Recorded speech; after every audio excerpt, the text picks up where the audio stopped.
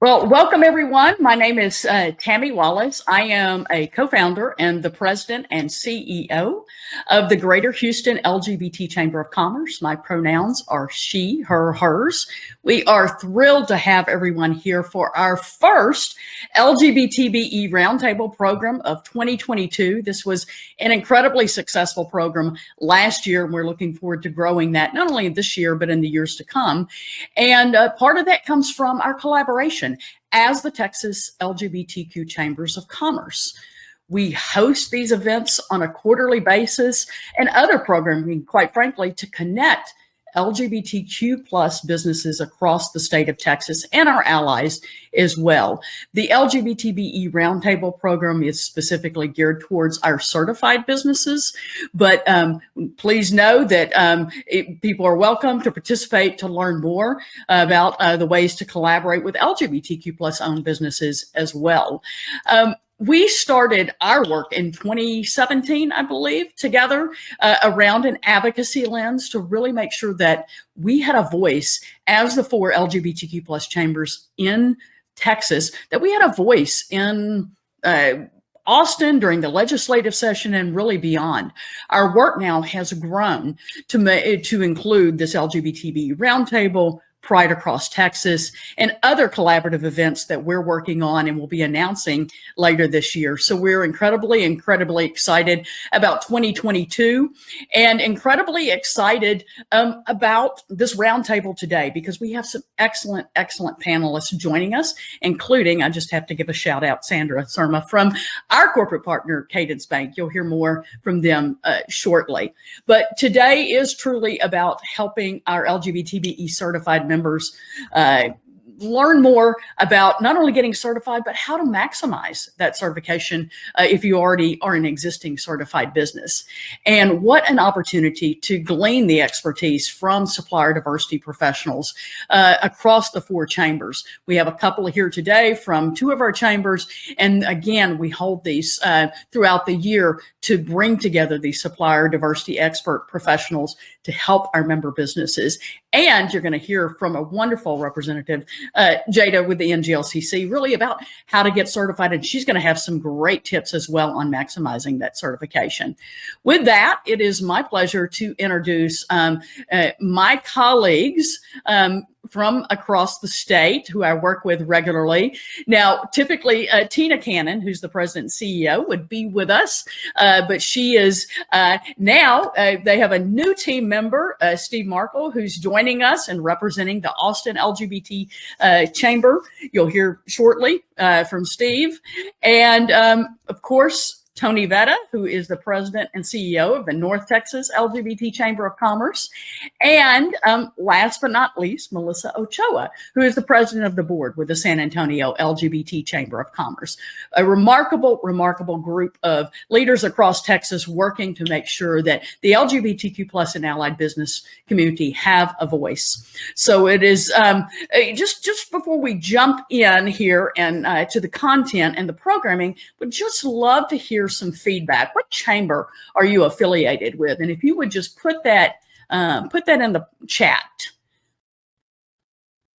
Let us know what chamber you are with. And don't be shy now. Oh, there we go, Myra. Houston. Hey, Myra, good to see you. Oh, we got Houston representing for sure here. And I know with Ring Central, we've got some quote guests as well. So feel free to include your name. In fact, feel free to include your business information and your contact information in the chat. We're happy to have you do that. If you are an LGBTBE certified business, how long has your business been certified? Put that in the chat for us as well.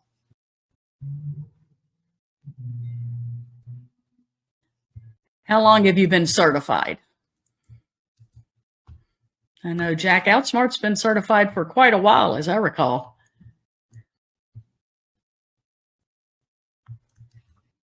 All right. We'll get some responses. Keep putting those response Jackson forever. I can tell you, Outsmart's been certified since about 2016 or 2017. One of our certified members, and with the Houston LGBT Chamber, and one of our really have been certified for the longest, with a handful of others. So with that, it is my pleasure to really kick off the programming here and turn it over to my colleague Melissa Ochoa. Melissa. Good morning. Thank you, Tammy. Great to see everyone today, and thank you all for joining us today. So let's get started. We are excited about our panel today. So goals of the LGBTBE Roundtable program are to support existing LGBTBEs through education, create connection opportunities for business development, connect LGBTBEs across the state of Texas for business development, best practices and sharing, and then maximize collaboration, resources, and expertise between the four chambers. So why is this event important? Again, connection. One of the goals is to connect our LGBTB and ally business communities across the state of Texas. So with everything going on in our world, now more than ever, the time for us to connect our members statewide is now. So again, glad to see the representation from all over the state as we just did the polls. So let's meet the panelists. We're going to have Jada Watson from Nglcc. We're going to have Jeanette Schultz. I hope I didn't mess that one up. From Dallas College. Sandra Surma from Cadence Bank. And so with that, I will introduce Jada Watson, which is a Supplier Diversity with Nglcc. So Jada is a manager of Supplier Diversity at the Nglcc. She assists and supports LGBT-owned companies throughout the certification process. Once certified, Jada helps business owners gain the most out of their certification by connecting them to various opportunities and programming. She also provides support for the Matchmakers programming and the transgender and gender nonconforming task force. Jada graduated from Pennsylvania State University with a double major in political science and history and a minor in Spanish. Jada has been very helpful to us. I know with our chamber here, she has been very helpful in the connection of all the businesses that wanted to become Nglcc certified. So Jada, thank you so much for being here with us today. Thank you. Thank you, Melissa. And thank you for having me. I'm going to share my screen. Okay, can you all see my screen and see the presentation? Awesome. Yes. Great. So I'm going to talk a little bit about the Nglcc and how to be certified. And if you are already certified, provide some tips on what you can use to get the most out of your certification now that you are certified. So the Nglcc was founded in 2002 by Justin Nelson and Chance Mitchell. They saw that the LGBT business community had gone unnoticed in the overall economy. And so they wanted to create the certification to highlight and to pinpoint the LGBT community's impact on the economy from our business owners. So the Nglcc is the business advocate and direct link between LGBT owners, corporations, and government partners. And in 2004, the Supplier Diversity Initiative and this LGBTBE certification was created. So the Nglcc, we have over 75 domestic and international affiliate chambers. In 2011, we created the NBIC, which I'll talk a little bit more about later on, which is a consortium with various other minority certification bodies and other minority groups coming together. And the Nglcc is the exclusive third-party national certifying body for LGBT-owned businesses. And so the Nglcc also hosts various events throughout the year. Our International Business and Leadership Conference, which we hope to be able to host this year in Vegas, which is a great opportunity to connect with other business owners and corporate partners in a large setting in which we are all able to connect and come together.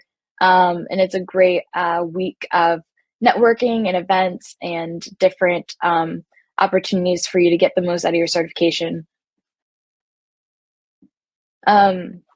So the NGLCC has over 360 corporate partners. On the screen, you can see some of our founding corporate partners. If you go to our website, you can see a full list of all of our corporate partners on the website, which is great for when you are certified to see who may be your ideal client or customer and who may be the person or the company that you're interested in reaching out and working with. So what is supplier diversity? So supplier diversity is the intentional inclusion of socially or economically disadvantaged groups in procurement opportunities. So supplier diversity is what we work to enhance within our corporate partners and within the corporations that we partner with. So if you look at the screen, this is a graph of kind of what is usually seen when you are thinking about LGBT business inclusion. So marketing to the LGBT community and pro LGBT workplace policies. Those are usually the two segments that are usually most relevant when thinking about LGBT business inclusion. However, we also want to create an environment where buying from the LGBT community is also part of this platform as well, in which all of these work together harmoniously to hopefully build up the LGBT business community and LGBT community as a whole.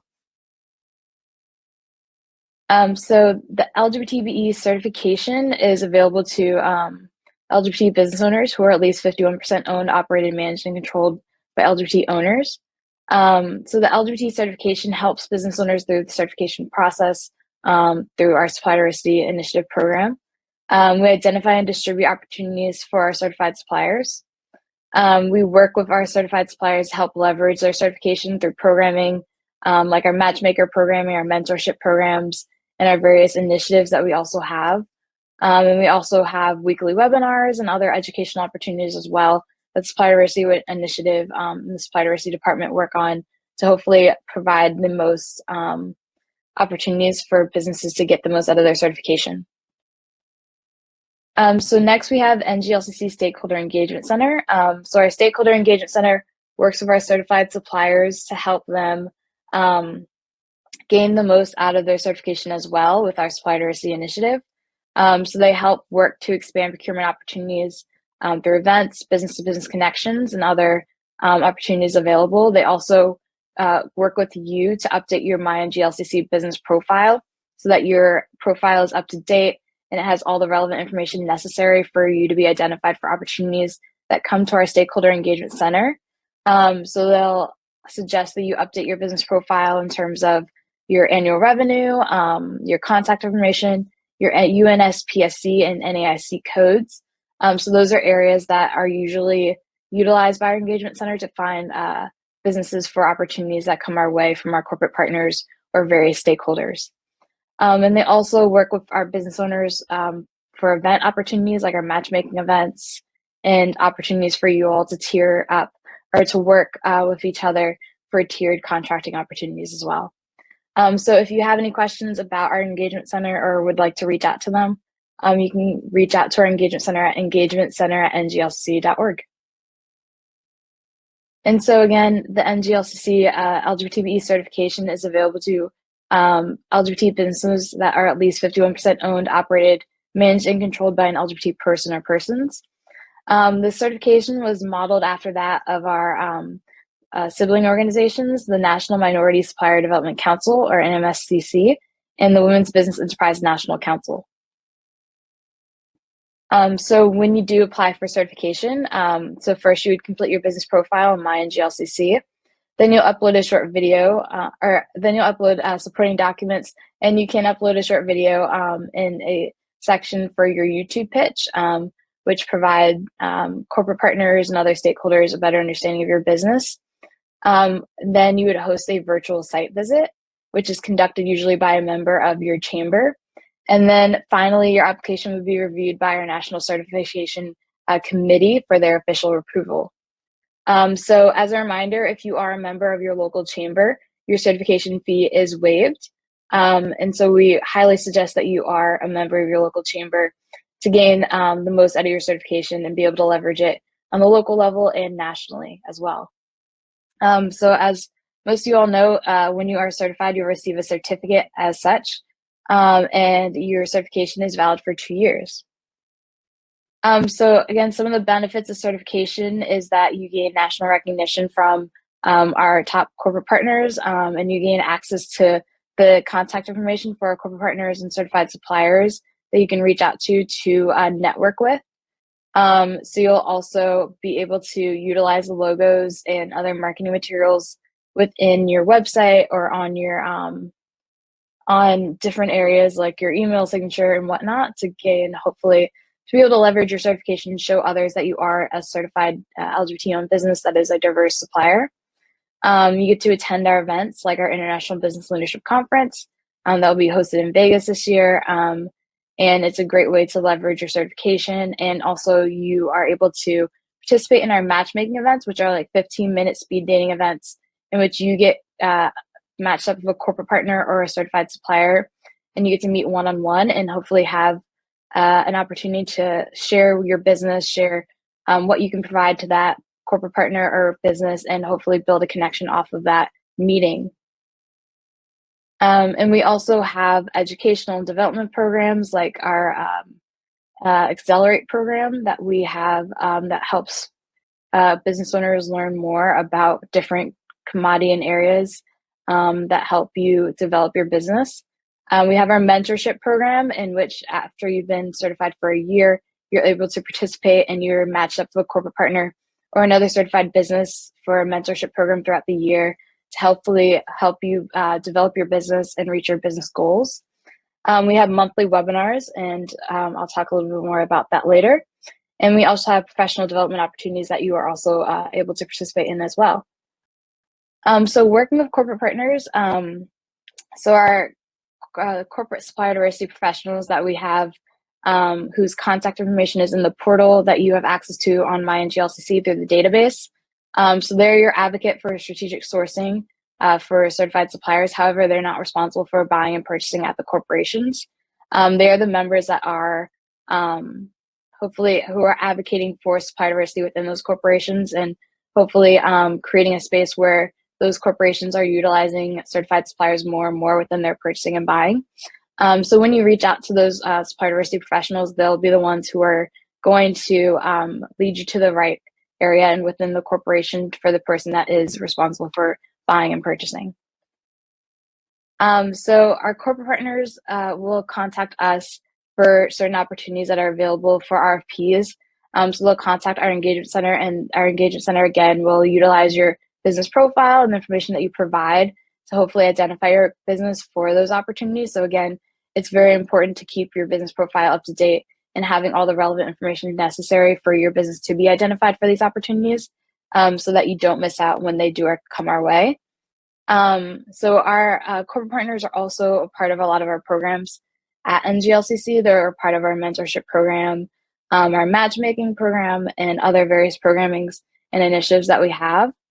And so it's very important so that when you are reaching out to these corporate partners, that you're approaching them with sincerity and authenticity, and making sure that you are approaching them in a way that you would like to be approached if you were a person on the other side. So our corporate partners are very integral into the Nglcc and helping hopefully provide a space for more certified suppliers to get more opportunities within the corporate sphere.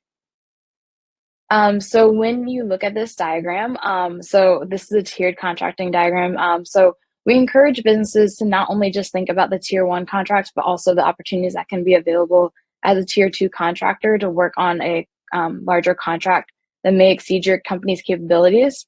So it's great when working or looking for a contract is keeping in mind that you don't always have to go for the contract that is maybe a tier 1 contract that may exceed your company's capabilities. There are other contracting opportunities like the tier 2 contract, in which you get to work on different contracts that are based on your company's capabilities and may be able to help you gain more contracts and hopefully build your network by working with other businesses through those contracts as well. So the US LGBT business is the 10th largest in the world on the economy. So if you would like some more information about the LGBT business community's impact on the American economy, you can go to nglc.org/report for more information and more figures on the breakdown of the impact that the LGBT business community has on the economy. And so if all estimated LGBT businesses are accounted for, 1.4 LGBT-owned businesses in America are projected in terms of our projection for the impact on the economy is $1.7 trillion impact on the economy. So this is a projection based on the amount of businesses that they know that are certified. So it's very important for businesses to become certified to help get an accurate number for how large the impact of LGBT businesses are on the economy. So when more businesses are certified and when more businesses are seen as being LGBT, that number will go up. And obviously, with that number going up, a lot of opportunities will be available, and a lot of opportunities from the government and whatnot will be more readily available because they'll see that the LGBT business community has a large impact on the economy, and that more money, more resources, more attention needs to be put on the LGBT businesses in terms of our impact on the economy. So again, as I was talking about earlier, the Nglcc in 2011 created the National Business Inclusion Consortium. And so the National Business Inclusion Consortium was created by the Nglcc to bring together all of the minority certifications and organizations as well, that hopefully will bring together an idea of how much minority-owned businesses have an impact on the economy. So based on the NBIC,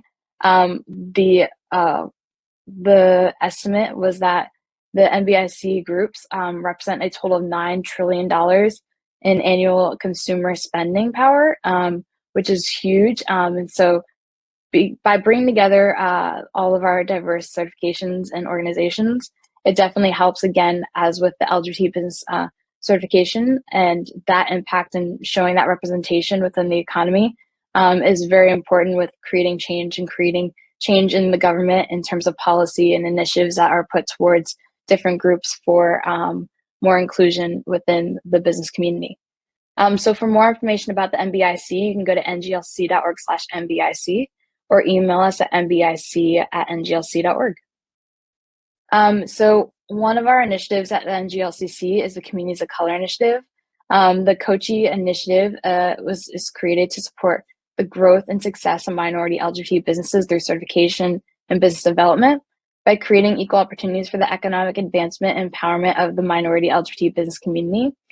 So if you are interested in joining our Communities of Color Initiative or getting more information about the Tgx Initiative, you can contact us at koci@nglc.org. And our other initiative is the Transgender and Gender Expansive Initiative. It is a group of diverse leaders that was created to improve and advise upon efforts to procure goods and services from transgender, gender nonconforming, and non-binary business owners, with the ultimate goal of economic empowerment for some of our most vulnerable members of the LGBT community. So if you would like to gain more information on the Tgx initiative and ways to get involved, and just maybe for more general information to learn more, you can go to nglc.org/Tgx Initiative, or you can email us at tgx@nglc.org. So like I was stating earlier, so some of our programs and initiatives that we have at Nglcc is our Webinar Wednesdays, in which we host twice a month webinars based on different learning development opportunities, so you can learn different skill sets on how to best develop your business. One of our past webinars was on utilizing LinkedIn to get the most out of your certification, or not certification, out of your LinkedIn. And so it's a great way to utilize your certification within your LinkedIn profile, and again, showcase that you are a certified supplier, and also use something that you might not be utilizing in a way to help gain more business and hopefully get the word out that you are certified and are a diverse owned supplier. Another great initiative that we have is our Sip and Pitch Fridays. Our next Sip and Pitch Friday event is next Friday. It's a great event where you get to pitch your elevator pitch in front of corporate partners, and they'll provide feedback on your elevator pitch. So you are able to get immediate feedback and also build connections and network at the same time through this Sip and Pitch Fridays event. We also have communities and connections afterwards. So you are able to connect with other stakeholders and other certified suppliers at these events as well. So if you are interested in participating, I would suggest reaching out at nglc.org/sipandpitch, or you can just attend and gain some tidbits on what to do and how to pitch in front of corporate partners. And maybe later on down the line, sign up to pitch yourself. And then next we have Nglc Matchmakers, which again are 15-minute speed dating events. If you are part of different growth and commodity areas, we will reach out to you. If you are part of those industries for matchmaking events that are tiered towards your industry. So I recommend keeping an eye out on your emails for those, because we host matchmakers virtually now almost every month. So I would recommend just reaching out and checking our events page for those matchmaking events. And our Accelerate program, again, is our business development segment within our Nglcc, where you can learn different business development opportunities. And for more information about our Accelerate program, you can go to nglc.org/accelerate.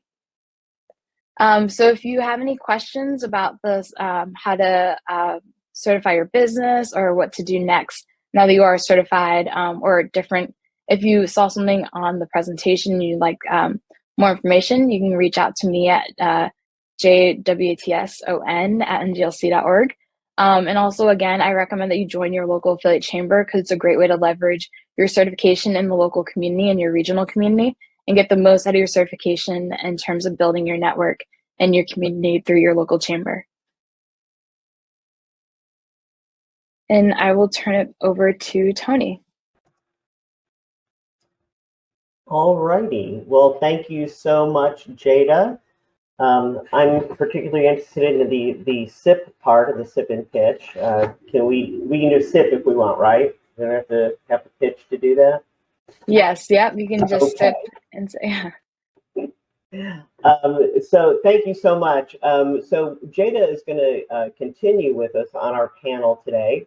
I don't think it's necessary to introduce her again. I think we had a great introduction of her already, and we've certainly heard a lot from her so far. So I do want to introduce our two other panelists. So Jeanette Schutz, she is the Senior Director of Supplier Diversity at Dallas College, which is, those of you who are in the area know, it's the new name for the Dallas County Community College system. So Jeanette is a highly talented and accomplished management professional, skilled in business development in the construction, government, and banking industries. She's experienced at developing strategic partnerships with private, public, and nonprofit sector. She's proficient in developing programs to improve the effectiveness of organization structures and systems, adding value to the operations of the organization. She's developed a supplier diversity program for Florida's Turnpike, increasing participation from 22 million per year to 66 million. And Jeanette, I'm going to assume those are dollars, correct? Yeah. Okay. She's nodding her head if you don't have your Yes. video on. Okay. I thought, well, certainly that can't be participants in the program. It's got to be dollars. Okay, good. And then we have Sandra Sorma, CPM. She is the Vice President of Supplier Diversity at Cadence Bank. And Sandra, I'm going to say up front that as I was preparing for today, I kept saying Candace Bank, and I don't know why, other than I have a good friend named Candy, and her name is Candace. So, but that's not this. This is Cadence Bank in Houston, Texas. So Sandra holds her Certified Purchasing Manager, CPM, lifetime certification from the Institute of Supply Management. She started her work at Cadence Bank in January 2021, so happy anniversary. She started in the Office of Diversity, Equity, and Inclusion, reporting to the Chief Diversity Officer, and has developed the Supplier Diversity Program for Cadence Bank. Additionally, she co-leads one of the DEI subcommittees that makes up the DEI Council at Cadence Bank. Sandra brings a wealth of supply chain knowledge to the position. Prior to joining Cadence Bank, she worked for Zion Corporation in numerous roles in supply chain management. I'm sorry, I should say that again. Zion's Bank Corp, not just corporation. She has more than 25 years of direct supply chain experience in various roles with Cadence, Zion, and one of Zion's affiliate banks, Amegy, who we also know is a great supporter of the Houston LGBT Chamber of Commerce. So welcome both Sandra and Jeanette to our panel along with Jada. Okay, so let's just jump into our first question. So I of course did an awful job of reading your bios, but tell me a little bit more, and why don't we start with Jeanette, and tell us a little bit more about yourself and about your organization. Hello, everyone. I'm Jeanette Schatz. I'm the Senior Director for Supplier Diversity at Dallas College. I just moved to Dallas 4 months ago, so I'm just getting to know the college. My background really is in construction. I have owned my own company. I have worked for with a bank as a bank representative.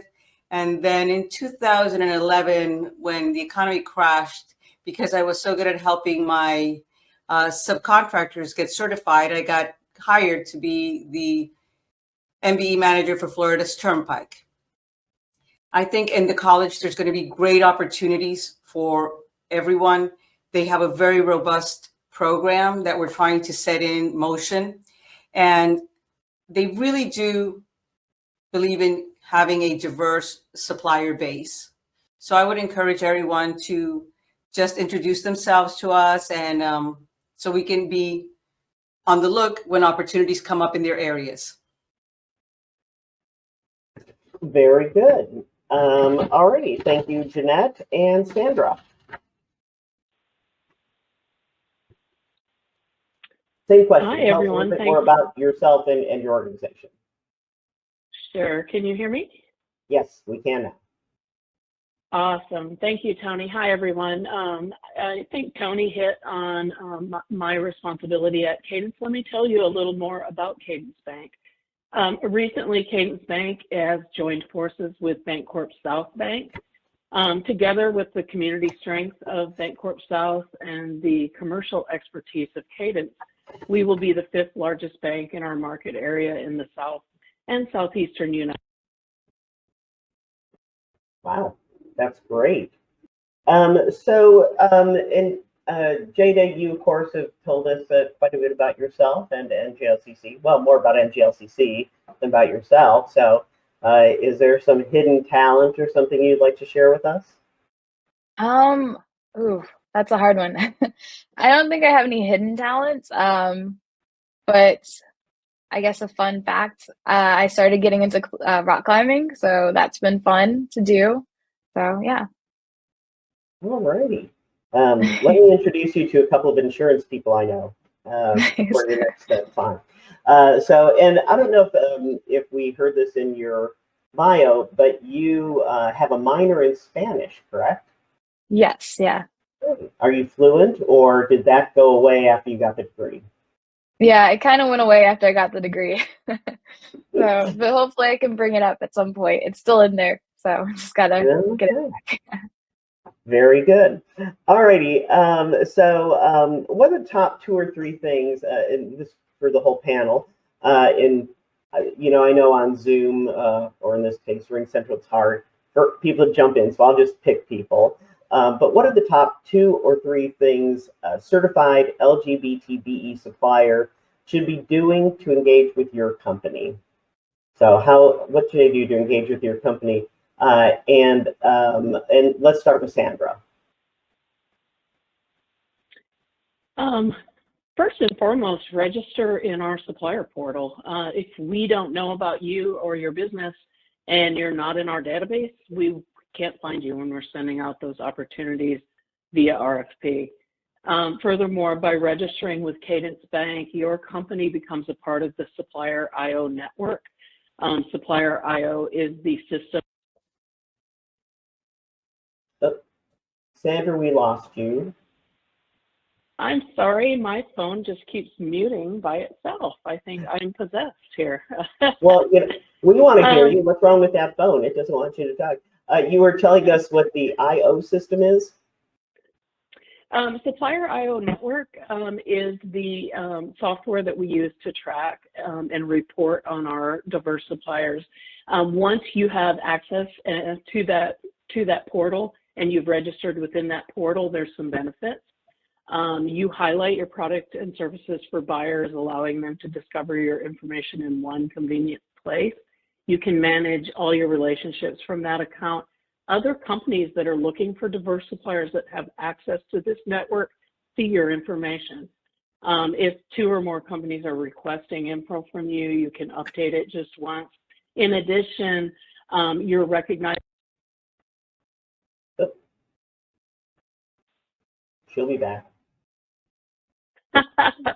I'm here. I think I have a timer on my mute button. So to go to our portal and register, cadencebank.com, about us, go to diversity, equity, and inclusion. Look for Supplier Diversity. You'll see our program there, give you information about that, as well as allow you to register within that portal. All righty. Well, thank you, Sandra. Jeanette, what are the 2 or 3 things, and I'm sure registering, if you have a portal, is certainly one of them. What else could people do?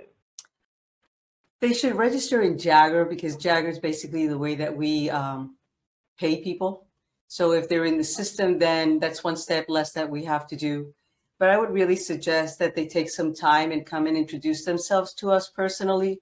I always have believed that people are really good at selling their products, and there's not, sometimes things just get lost in paper. And so if they have some time just to make a call, if they don't feel comfortable with coming in person, we can set up a Zoom meeting, but just have that personal contact where they can tell us exactly what they're looking for, and we can ask a lot of questions to see what would be the best fit for their company. Okay. I should go without saying, but I'll say it anyway. Once we're doing more in-person type meetings, I always encourage our LGBTBEs to show up. That's kind of the first step to success, is showing up. So, show up at the Supplier Diversity programming that we do through your individual chamber or through our collective, as well as, non-supplier diversity things where you just have a chance to meet more people. We love to connect our small businesses, and the opportunity for multiple businesses to work together to create something that that will fulfill the needs of a supplier. Be creative, and you'll find some business.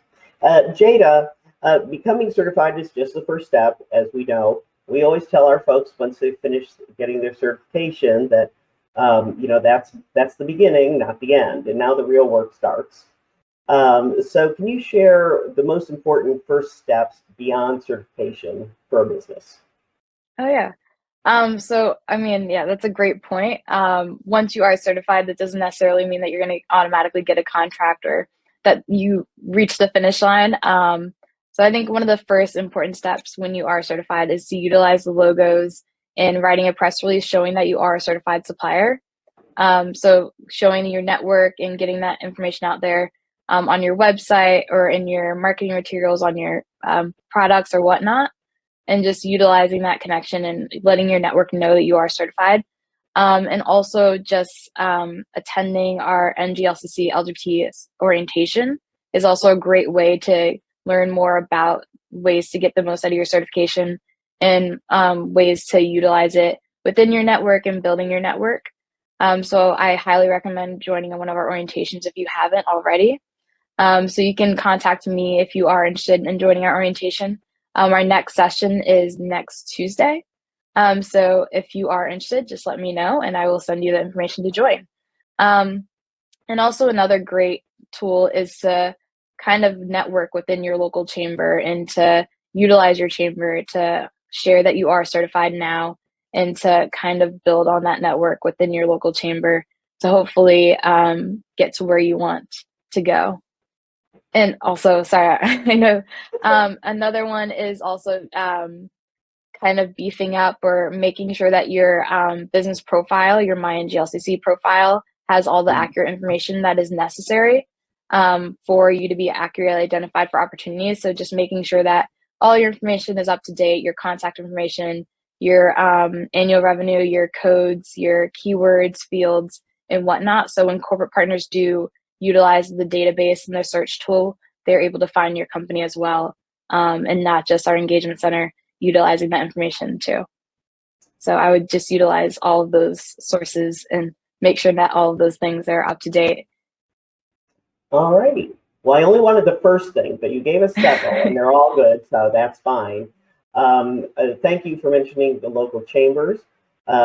Something that I have liked to do in the past, and I have to admit we haven't done this recently, but to ask, well, first of all, we all at the local chambers don't always know when your certification is complete.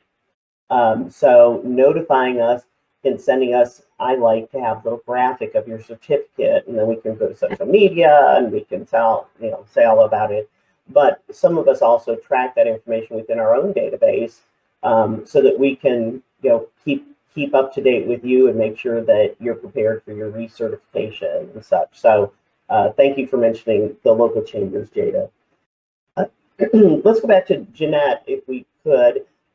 Jeanette, so at Dallas College, how is Supplier Diversity Program pivotal to your overall long-term DEI strategy? For Dallas College, one of their strategic priorities is having a economically viable and growth-oriented economy for all of Dallas County so that future generations can thrive in it.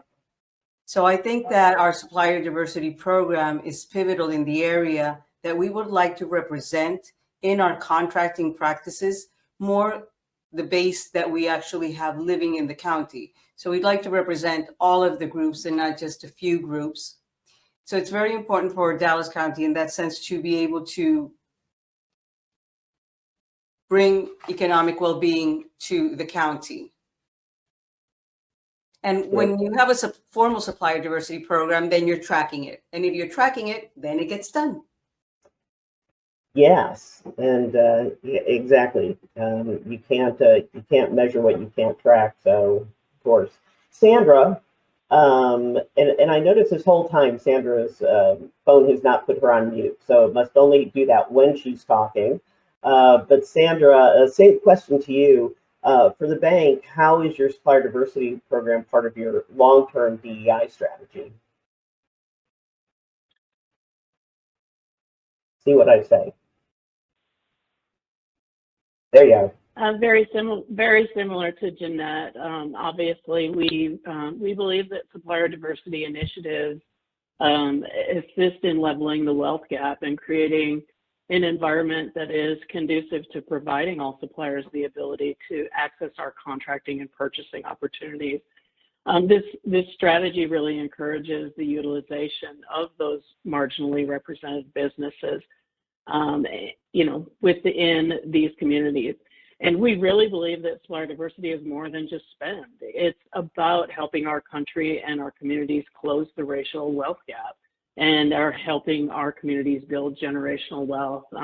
Very similar to what Jeanette said, we're really interested in working with suppliers within our communities so that not only utilizing them as suppliers, but also helping them with their banking needs.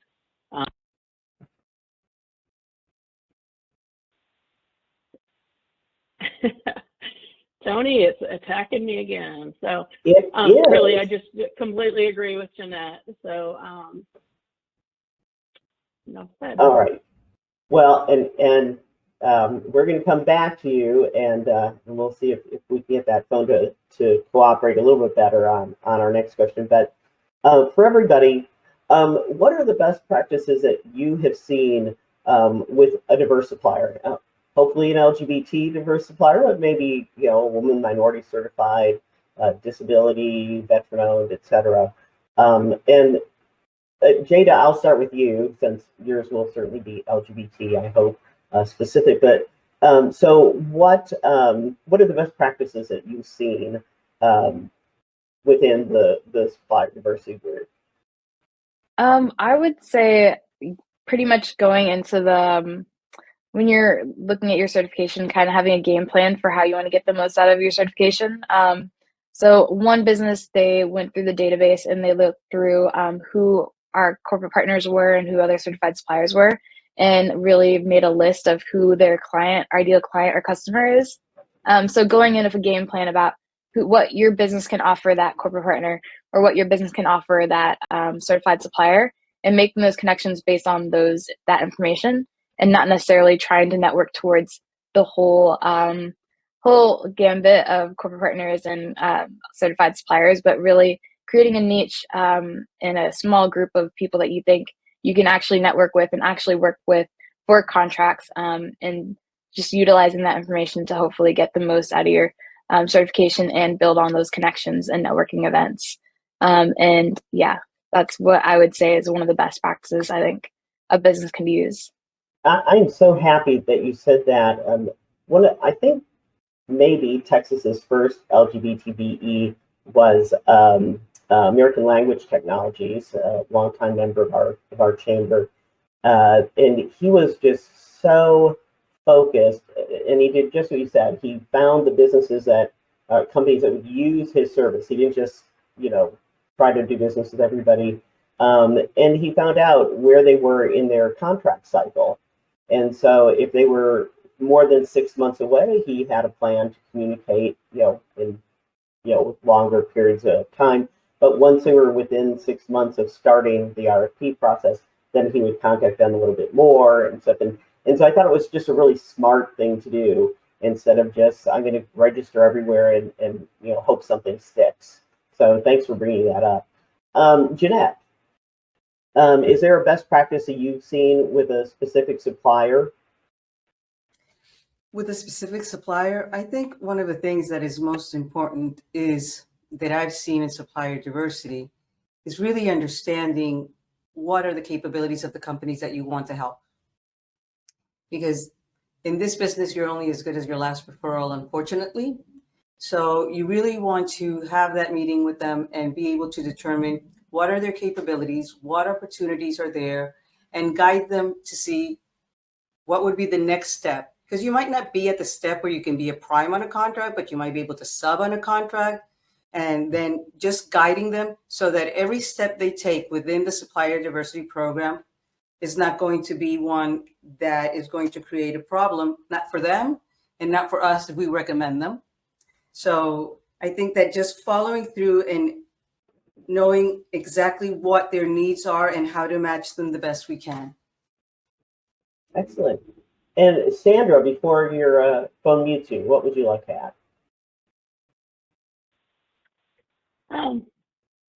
I would add responsiveness and support. Obviously, I agree, understand, your customers and their relationships, but, whether it's knocking it out of the park on an RFP presentation or providing emergency non-typical support. I mean, diverse suppliers are nearly always more agile and flexible and quick to shift to a non-typical model that best supports the business. And putting emphasis on that responsiveness and that support, I think, is a really strong one. Additionally, ESG is a big thing right now. Environmental, social, and governance initiatives, helping companies support their goals relating to ESG. If you have capabilities within those areas, push those. It's a really big thing right now, and companies are really trying to get those goals up and increase them. Excellent. Well, was that not perfect? Just as she was finishing, her phone cut her off. So I think your phone's starting to work with you a little bit better. So let's kind of flip that around, because who doesn't like a good horror story? But what mistakes have you seen businesses make? Because we want to tell people the right thing to do, but we also want to tell them not to do the wrong thing. Jeanette, Sandra, which one of you would like to go first? Jeanette, there you go. Okay. One of the things that I see that is a problem is the companies don't know what they want and they don't know who they're targeting. So when you're going to begin your business, you can't have a shotgun approach. It has to be a laser approach. And please do not tell me you can do everything, because you can't. We know that from the get-go. So you have to be very honest about what your capabilities are, and you have to know what you want to get. You know, people come up to you and they say, well, what do you have for me? Well, no, you should have done your research. You should have looked. You should have seen what things we have before you come to a matchmaker and ask people, what do we have for you? Because we want to know what you have for us, right?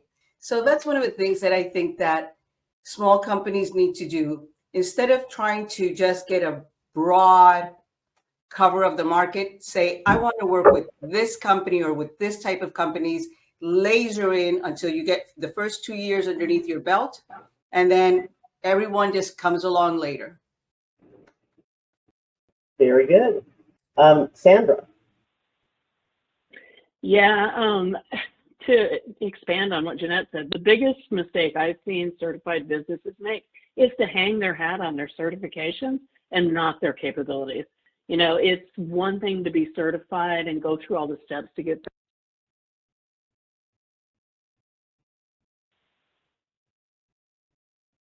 But that's not the only thing companies or buyers want to see. It's really a small piece of the evaluation. You want to highlight what you can do for the buyer and the company and how you can satisfy what it is they need. It's far more valuable than just your certification. Be a complete package, not a singular one. That's the best piece of advice I could give. Yeah, excellent. But Jada, you've been with NGLCC for a while now. I'm sure you've seen some boo-boos that people have made. So what one would you point out to be something that people should avoid? I would say in terms of outreach, when you do meet someone at a matchmaker or at a networking event, maybe not reaching out to them in a way that seems like you're overly reaching out. So making sure that when you are reaching out, you're trying to connect personally and authentically, but you're also giving that supplier diversity professional some time to look at your requests and your business, and to hopefully let be a little patient and let the process kind of go through its fold, and making sure that you are being patient when you are dealing with these supplier diversity professionals that you are looking to work with, because you're not the only business that is reaching out to them. So they're probably looking at a lot of different contracts and a lot of different emails from different businesses. So just making sure that you are not burning a bridge in terms of reaching out to those corporate partners, and making sure that you are being authentic when you reach out to them. That's great. I've always thought that the matchmaker events should be called, you know, how do you do, or something like that, because it really is just about introductions. And I know some people go into them thinking, oh, great, I have 15 minutes with this person and I'm going to walk away with a contract. And it's like, no, you may walk away with their business card. Yeah. Speaking of matchmakers, what advice do you all have to prepare for matchmaker meetings or other opportunities to interact with supplier diversity professionals? And Sandra, let's start with you this time. Absolutely, be genuine. You know, don't try to sell services or capabilities that you can't provide.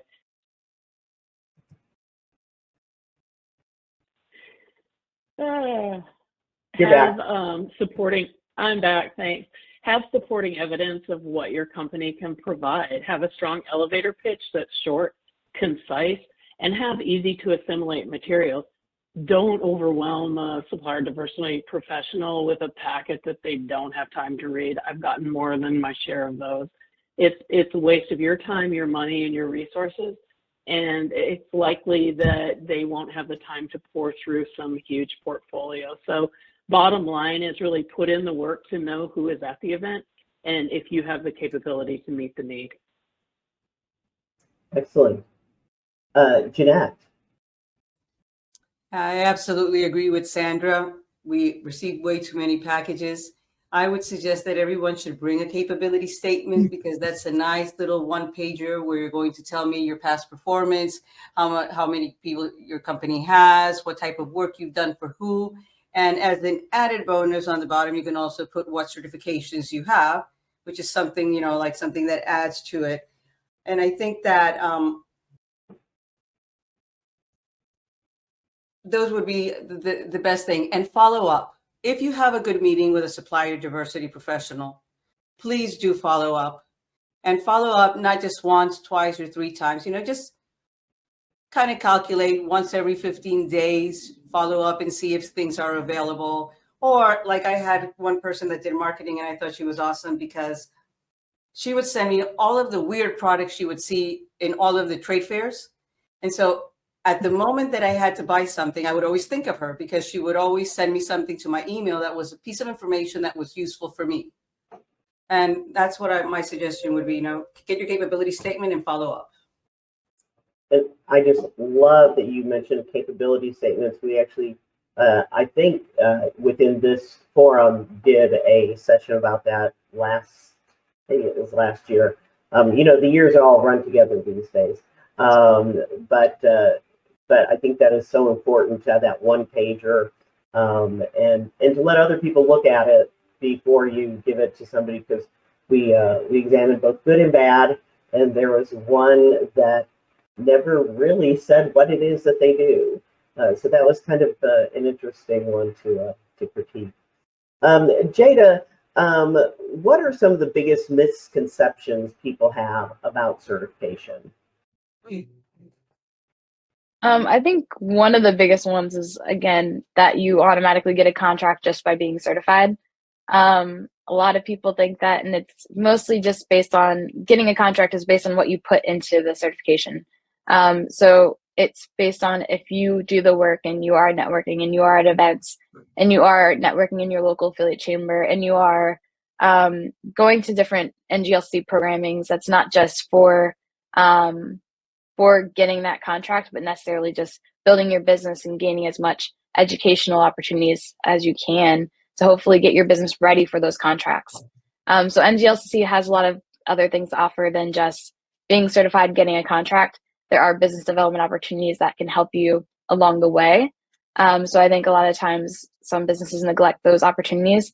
So I would definitely recommend checking our events page or reaching out and asking about those opportunities so that you can be a part of it to hopefully develop your business so that it is ready for those contracts and it is ready for networking and connecting with corporate partners.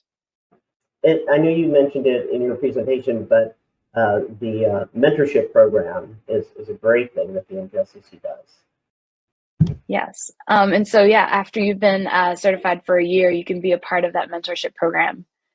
So definitely reach out if you are interested. Excellent. Jeanette,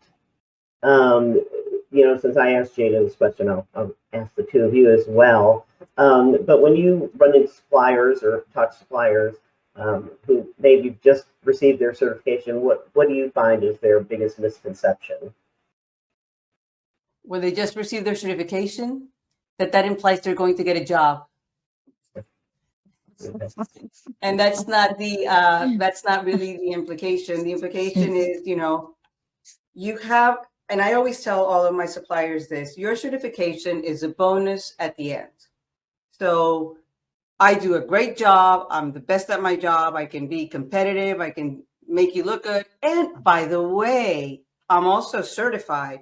Do you have a supplier diversity program? So you always close with that. You don't open with it, because it does not mean you're going to get a job. It just means that on certain jobs, well, not with the state, but you can get a priority with our subcontractors because they have some goals that they have to achieve. So those are the things that I find that it's a misconception with certifications, and not just with yours, with all of them. I love that. Close with it, don't open with it. Somebody needs to write down in stone. Sandra, would you agree that that's probably the biggest misconception? Yeah. Absolutely. Yeah, I said it earlier. Don't hang your hat on that. I love that statement. I'm going to use it, Jeanette. Don't open with it, close with it. For all of you, this is kind of specific to the times that we're in, although I'm not sure how to define the times that we're in, but in light of what's happened in 2020, 2021, both with business, the pandemic, social and racial injustice, there's just been a lot. What do you think supplier diversity looks like in your company in 2022 and beyond in those terms, racial inequality, equity, pandemic, all that kind of stuff. Politics, let's throw politics in there too, okay? Sandra made the ugly face, so I'm going to have her answer first. I was wondering who's going to go eat at politics. There you go, Sandra. I made the ugly face at politics. So I've been in supply chain management for over 25 years, and through those years, I've seen supplier diversity struggle to get to the forefront. It's always been somewhat of an afterthought. Everyone's always wanted to do it, but they've never really gotten that support. So I would say with the events over the past couple of years, there's a more intentional focus to expand supplier usage across diverse segments, create strategies, gain executive support, and the most important thing is there's finally funding for properly implemented programs. I think that's a huge one. I believe that there's more opportunity for diverse suppliers than ever before. And this is really outside of those required government contracts. Government has always had those goals, but this is really leaking in with an intentional focus into the private sector. So it's a really pivotal time for diverse suppliers. And, it's a time when you should strike, because I believe the iron's really hot right now. Excellent. Jeanette. Yes, I absolutely agree with Sandra. In my last 11 years, 12 going on 12, a lot of things have changed in the arena of supplier diversity. What I am finding is that we are expanding the concept of what a diverse supplier is. When a diverse supplier only used to be restricted to ethnic minorities or women-owned, at the college we want to increase those to include the veterans, the small businesses, the DBEs, the LGBTQs, all of the people that are going to be beginning their business and that need help. But in that term, the small suppliers have so many resources that they don't know about, and they have to get to the level that they can compete. Because at the end of the day, what my people are going to tell me always is, I don't care about the certification. I need you to do the job. Can you do the job? Because when I'm doing a job, I just need to get it done in budget, on time, and well done. So that's where, you have a lot of the rub, that it's difficult for the companies to grow. But if they organize themselves, there's so many resources available for them to grow. And it's the best time. Just as Sandra said, most of the private companies are really into social justice and social equity. So it's a great time to be in supplier diversity. Thank you. Jada, I know that you're in a different position, but still dealing with supplier diversity. What do you think supplier diversity is going to look like this year, thinking about social justice issues, racial inequality, et cetera? I think it would definitely be more important in terms of utilizing diverse suppliers in purchasing for supply diversity professionals. I definitely think it'll grow. I know with Nglcc, we've been including more initiatives to hopefully expand and diversify our certified suppliers. So like our Communities of Color initiative and our Tgx initiative as well. So they were created to hopefully get more suppliers that are that aren't typically like the number that we have, the higher numbers of suppliers that we have, to hopefully have more people of color, more transgender businesses, and those that might not be as utilized within our certification, to get them certified to hopefully help build our supplier diversity platform so that it is more diverse, so that within 10 years, we have a more diverse community within the LGBT certification. Excellent. And then you're creating generational wealth, and really addressing some of the issues that have plagued us for a while. Before I open it up for questions, I do want to mention, since Jeanette is with us from Dallas College has a person entrepreneur program, but they also host the Goldman Sachs to 10,000 small businesses, I think that's what it's called, program that several of our members have gone through and just rave about it as a real benefit for their small businesses. So, and I am sure within our other communities throughout Texas that the community colleges have similar programs. So I suggest people check those out. So I want to thank the panelists, because I'm not sure when I'm going to get cut off, but I want to thank all of you for participating. But we do want to open it up for some questions. So if anybody has a question, and if it's to a specific panelist, please say so, but put it in the chat section, and we will look out and see what that is. Oh, see, Tammy's already told us that the Houston Community College has a great program. And Melissa's thanks. Tony, I have a question while we wait for people to type in the chat. Please take it. Jeanette, we've talked about Dallas College, and you mentioned something that was different to me that I hadn't heard of before. And was it a co-op? Businesses register in a co-op, or? Yes, basically in all of our facilities improvement programs and in IT contracts, the college likes to use cooperative agreements. So my understanding is that a cooperative agreement is you go to Buy Board, TIPS, DRI, because there's several that are accepted, and you bid on a contract that they put out. So let's say you do drywall, you bid on a contract with a building, and you bid on your part of this contract, which is drywall. Then if your prices are competitive, you are going to get a number for the contract, which says you are a competitive bidder for this type of commodity and service, right? Then with that, you can come into talk with our facilities manager, and then he can invite you to bid directly, and we do not have to go with the lowest bid, which is something that is really incredible, because if we don't have to put out an RFP or an RFQ, then we can select the people that are going to come and bid on those contracts. And the economies of scale of the big people will, usually have lower bids than small companies. But this way you can limit them and just invite the pool of people that you would really like to see. And I think that that's just an incredible opportunity, because one of the things that small companies struggle with in large institutions like ours is on being the lowest bid.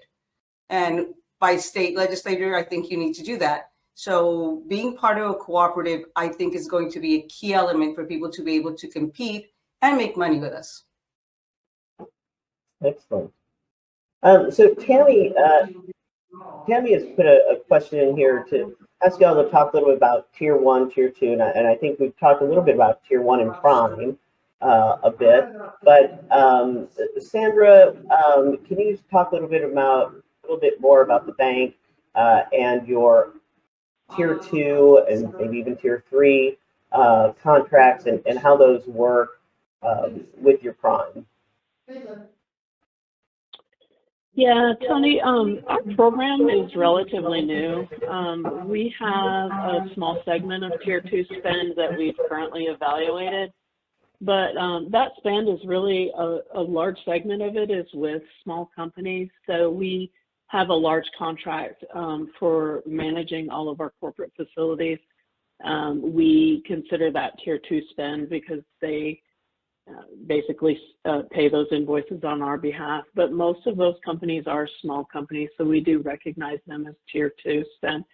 We're also looking at some of our larger technology contracts to see how many of those are utilizing Tier 2 and possibly Tier 3 spend. So that's on to our kind of midterm strategy to get more information around that. But Jeanette mentioned it, and there is a ton of opportunity in consortiums.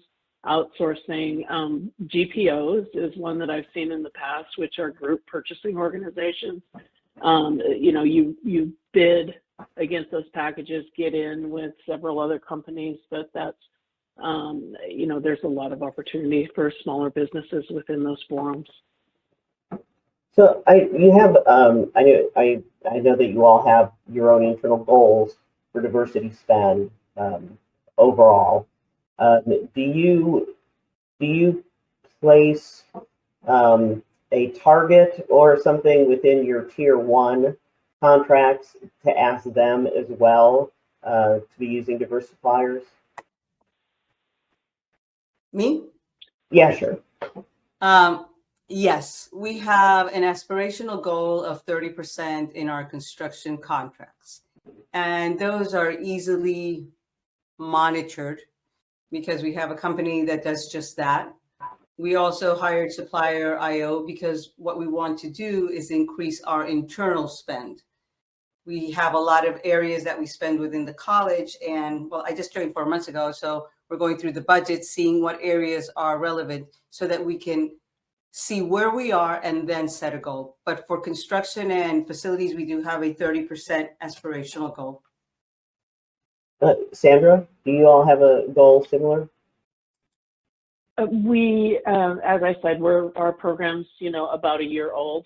So goals is another midterm strategy goal that we do have. And obviously we're going through a pretty large scale merger this year. So didn't anticipate that. But the good news is we are pushing our supplier diversity program out across the Bancorp South Bank vendors as well as Cadence. So the program will actually incrementally increase just as a result of our merged companies. Well, I can't imagine that they have a better person to do it than you, given your years of experience in banking and supplier diversity. We look forward to even more great things from your merged company in the future. So thank you so much, Sandra. Jeanette, thank you as well. We appreciate your time today and telling us a little bit more about your experiences. And of course, the ever awesome Jada from the Nglcc. Thank you as well. And Lisa, am I throwing it back to you? Yeah, Tony, I know you've got to run, so thanks for doing such a good job. I'm going to have Steve introduce himself, and I want to welcome Steve. This is his first participation with us at the roundtable. So let me see if I can get your slide up there for people to see. Steve, welcome.